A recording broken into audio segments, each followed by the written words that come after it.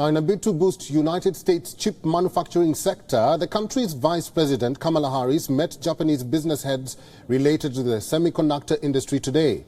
The meeting comes a month after United States President Joe Biden signed the industrial policy bill. During the meeting in Tokyo, the United States Vice President spoke about the incentives available for investors in the semiconductor manufacturing industry within the United States. Kamala Harris mentioned Japan's role in building resilient supply chains and touted the benefits of moving manufacturing hubs away from a low-cost country like China to prevent disruptions.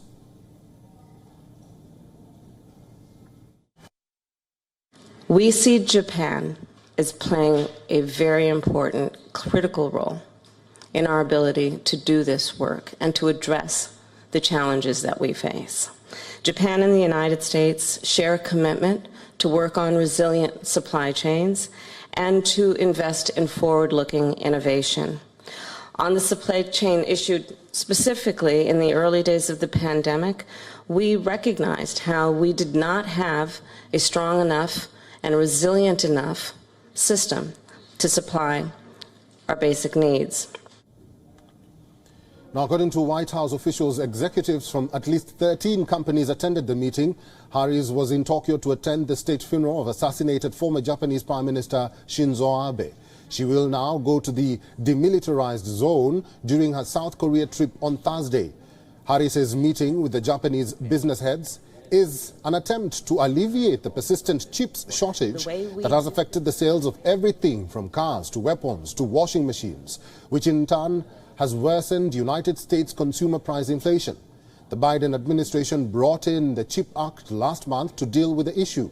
The law provides over $52 billion in subsidies for the industry and is also viewed as an effort to compete with China's growing sway on the global economy.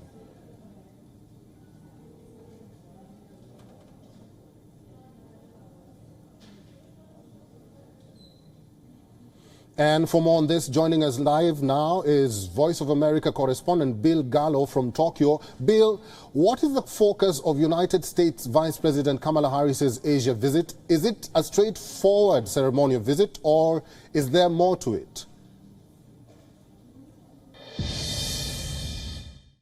Kamala Harris has come to Tokyo, of course, for the Shinzo Abe state funeral that was held on Monday.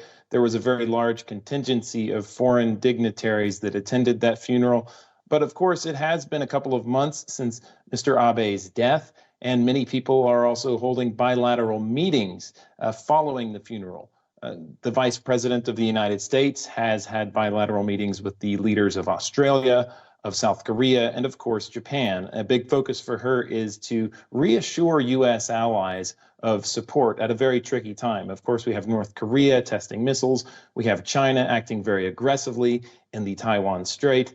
And we also have Russia acting very aggressively. So those three issues have really come up in many of Kamala Harris' meetings, according to U.S. officials. And they're really pushing for tighter coordination among all those countries in response to these threats.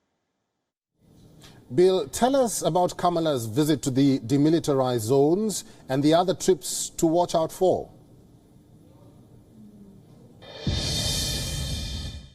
Tomorrow, Thursday, Kamala Harris will visit the demilitarized zone that separates North and South Korea. This is a visit that senior U.S. officials often make. The last time Joe Biden was in the region, he did not make that trip. However, Kamala Harris did decide to do it, I think because this is a particularly tense moment. We're waiting for a North Korean nuclear test at any time. North Korea has tested a record high number of missiles, over 30 ballistic missiles this year. And the most important thing, perhaps, is that the South Korean president, Yoon Suk-yeol, really is supportive of this kind of show, this demonstration of deterrence by the U.S. and South Korea. In fact, very recently, we saw the U.S. and South Korea hold major military exercises for the first time in about 5 years. We also saw last week a U.S. nuclear-powered aircraft carrier visit South Korea. These are important steps, and they really haven't happened for several years. The South Korean government very much wants to see signals of U.S. support, of deterrence extended to South Korea. And I think that's probably a big reason why Kamala Harris is making this trip to the demilitarized zone. WION is now available in your country. Download the app now and get all the news on the move.